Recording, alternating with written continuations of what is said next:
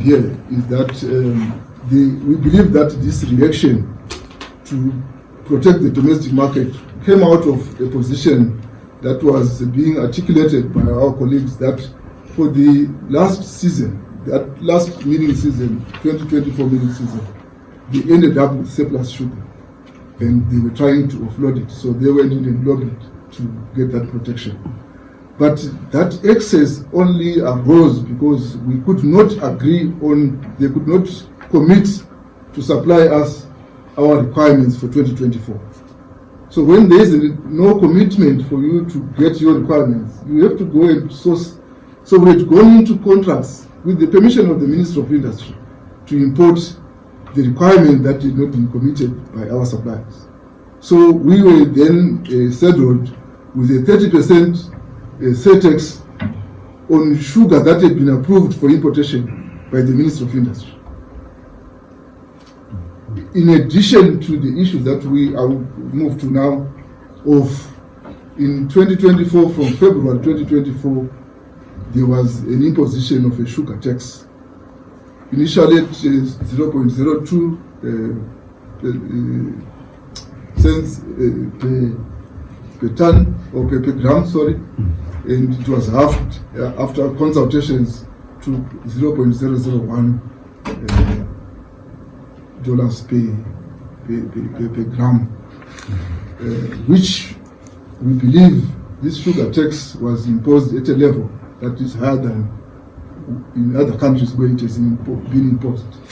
For example, in South Africa, that sugar tax is imposed only after exempting the first 400 grams, 4 grams per 100 milliliters of beverage. So, and it is, the actual rate is much lower. So we are about maybe twice, 3 times in some cases, the level that we believe should be the correct level of sugar tax. What we have seen, we tabulate the trends that we've seen in our own beverages. Whilst we increased prices to reflect this sugar tax at the beginning, our prices of Coca-Cola went up by an average of 35% in February 2024, arising out of this sugar tax. We saw our volumes collapsing, and because we were engaged with government, we had to absorb this sugar tax, and we are still absorbing and discounting this sugar tax cost in our final prices. We were charging, we were on a price of $1 for 4 in December 2023. As of today, we are running our 300 ml at $1 for 4, hoping that our consultations with the authorities will result in some them seeing sense that these businesses are collapsing. And therefore, when you then look at it to say, if the intention of the authorities is to reduce the consumption of sugar, they should not then cry when our offtake of sugar from our suppliers has gone down.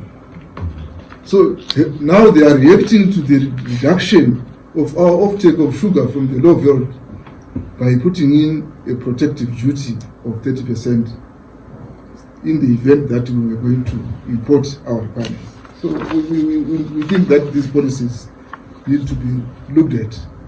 If the intention is to reduce sugar consumption, they should accept that the producers of sugar must contract, isn't it? We want the producers of sugar to reduce their production so that the Zimbabwean population will have less of the sugar available for them to eat or to drink. So when it goes down, we are aware of the consequences.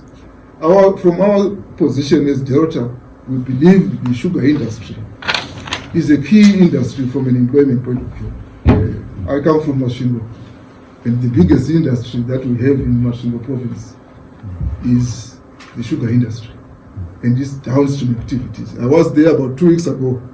The number of transporters and vehicles and tractors that I saw moving sugar cane to the mills the drivers that are employed there, the activity that I saw there, if this industry is allowed to collapse because we are implementing these kinds of policies like this sugar tax, we will be collapsing livelihoods. And we submit, the honorable members, that you can use your influence for us to have. We are not saying we should not have a sugar tax. There is an issue. The health consultants do indicate that you need to moderate the consumption of some of these substances like sugar. But the level of the tax must be at such that you don't collapse the industries. Our businesses, our beverages businesses, like in our case as Delta, we had put in a lot of investments in the last few years. And you can only invest on the basis that we are seeing that the business is growing. Some of these investments are lying idle as we speak. And the reason that we are taking these very difficult decisions to absorb this sugar tax is because we believe that we have a listening government, we have a listening president. At some point, they will understand that there is need to moderate this tax. So our view is that we don't want to collapse our businesses ahead of the executive taking a proper decision on the level. What has been the reaction of this sugar tax? I've mentioned that for most of 2024, we were seeing volume reductions of between 15 and 20% on our beverages, only sustained by the discounting that I've spoken to. We saw an influx of our branded beverages, particularly in Manicaland, before the list that was done by government. All the Coca-Cola that we're seeing in Manicaland was coming out of Mozambique, because the sugar tax out of in Mozambique is very low compared to where we are. So it is cheaper to get products. In most cases, we know that our borders are porous, and if people are able to bring in these beverages that are cheaper in those countries into Zimbabwe, avoiding the payment of sugar tax at the border, they are able to sell these beverages cheaper than us. We're still seeing, as of today, a lot of product that is coming out of Zambia, mainly because Zambia is a COMESA country. And the duties that are imposed in some cases do not apply under COMESA tariffs. So we are seeing a lot of beverages coming as informal imports, which is smuggling, and formal imports because the product, our Coca-Cola branded beverages coming out of Zambia are still landing cheaper because of this problem. So we are submitting, honorable members, that we believe that